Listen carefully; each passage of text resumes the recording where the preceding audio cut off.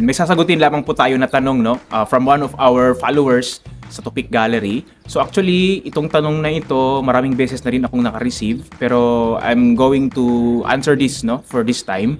So tanong kasi ni ma'am, Sir, mahigit 2 years na po akong nag-aaral ng Korean, pero hirap pa rin ako sa speaking. To be fluent in a certain language, it really takes time. No? It really takes a lot of exposure, practice, and a lot of immersion to the language para masabi mo talagang bihasa ka sa language. So, normal lamang po yan, ma'am. Kasi may iba pa nga, no, nagme-message sa akin, andito na sa Korea ha, andito na sa Korea. May iba pa nga 5 years, 6 years, pero hirap pa rin daw sila sa speaking. No, hindi pa rin daw nila talaga ma-express yung gusto nilang sabihin 100%. So normal lamang po yan, ma'am, hindi lang ikaw nag-iisa. So I think all of the learners talagang dumaan, no, sa ganung stage na talagang matagal ka na nag-aaral pero ba't hanggang ngayon hindi ka pa rin marunong magsalita. Kasi nga guys, iba-iba naman yung training eh. Iba yung training sa speaking, sa writing, sa listening. Iba-iba kasi yan ng way kung paano mo siya ihasa. So as many people say na kung gusto mong mahasa sa listening, palagi ka lang makinig. Sa writing, lagi ka lang magsulat. Sa reading, lagi kang magbasa. Sa speaking, lagi kang magsalita. Pero it's easier said than done, di ba? I would just like to to share something that I hope na ma-realize nyo kasi maraming misconception when it comes to learning a language. So ako guys, kinukonsider ko na learner pa rin po ako ng Korean kasi hindi naman ako native speaker ng Korean. So I'm a pure 100% Filipino po. Wala po akong halong dugong Koreano.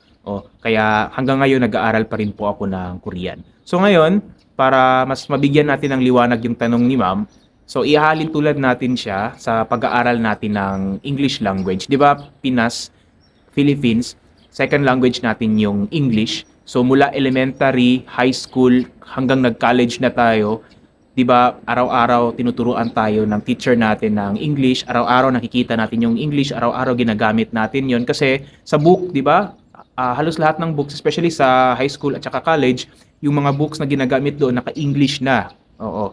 So meaning, we have been exposed to the English language since we were elementary. So elementary pa guys, we have been taught by our teachers using the English language. So yun nga, 6 years sa elementary, ng batch namin, 4 years sa high school, at saka 4 years sa college, kung nag-college ka man. So kung ganun, lagpas 10 years na yung exposure mo sa English language. And partida pa guys, Pinas, araw-araw natin nakikita yung English words kahit saan tayo lumingon. And araw-araw natin naririnig sa mga commercials, sa TV, sa radyo, sa mga announcements. So talagang English na has become part of our daily life. Pero yung tanong ngayon, talagang fluent na ba tayo sa English? Talaga bang hasa na tayo technically? Perfect na ba talaga yung English natin? Di ba most of us will say hindi pa. Kaya natin makipag-communicate, pero hindi pa talaga ganun kagaling, especially sa mga technical aspects. So di ba hindi? So it's the same with learning Korean guys. So di ba umabot tayo ng lampas 10 years para lang matuto tayo ng English, tinuturuan tayo, matuto tayo, expose pa tayo. Pero hanggang ngayon hindi pa rin tayo kumbaga competent enough to communicate sa English na talagang masasabi nating hasa na hasa sa English with accent. So di ba hindi pa? It's the same with Korean, no? So how much more na Korean, hindi natin kaano-ano 'yan. Hindi natin part sa daily life natin. So yun lamang po guys, the point is if you really want to become fluent in a certain language, so you must have a lifetime commitment learning on it. Okay? So lifetime commitment po. So kumbaga, kung gusto mo talaga maging native level speaker of that certain language, so kumbaga, I think you have to set your mind na it really takes years of practice, exposure.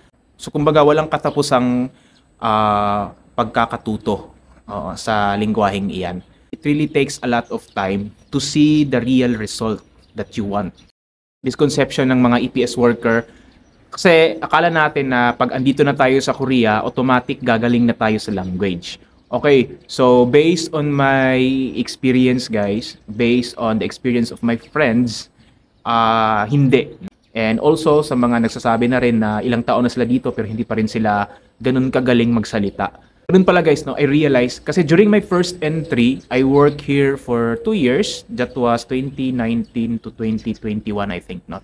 2018, 2020, 2021. So ganung range. So nag-work ako dito sa Korea, first entry ko yun, and wala akong ginawa guys, kundi wala lang, hindi ako nag-aral ng Korean. Kumbaga, sumasabay lang ako sa Daloy araw-araw. Wala akong ginagawa that time. And then I realized na yung Korean ko stagnant siya. Okay, stagnant. So kumbaga yung kung ano lang yung natutunan ko, yun lang yun, and then kulang na kulang pa siya. That is why na-realize ko na ganun pala talaga guys, na kahit andito ka na, hindi siya automatic na gagaling ka. So kailangan mo pa rin, if you want to improve your skill on that certain thing, so you have to continuously work for it. So kumbaga yun po yung naging mindset ko na. So that's my thought lamang po, ma'am. No, so do not be pressured. If you really want to be fluent on that certain language, so you must have long-term commitment, no, sa pag-aaral niyan, sa pag-expose ng sarili mo para matutunan mo yung lingwahe.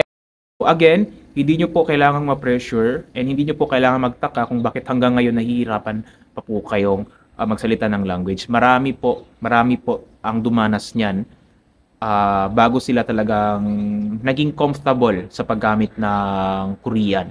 Oo. So, it's natural po, and I hope na hindi ka po mag-give up, no? sa pag-aaral ng Korean. I-goal mo po talagang maging isang, kumbaga, ka-level yung native speaker. Kasi kahit kailan naman hindi natin magiging ka-level yung native speaker, pero at least close to the native speaker. So, i-aim nyo po yan, ma'am, at talagang gaganahan kayo mag-aral. Kapag may certain, kumbaga, may certain target kayo na iniisip ninyo, yun yung magmo-motivate sa inyo, magpo-push sa inyo para mag-aral pa kayo. Okay? So, highting po. Okay, sa lahat po ng mga EPS aspirants ngayon na nag-aaral ng Korean, pagpatuloy niyo po yan, guys. That's the first part, no, of your successful journey in the future. Thank you po for watching and see you on the next vlog.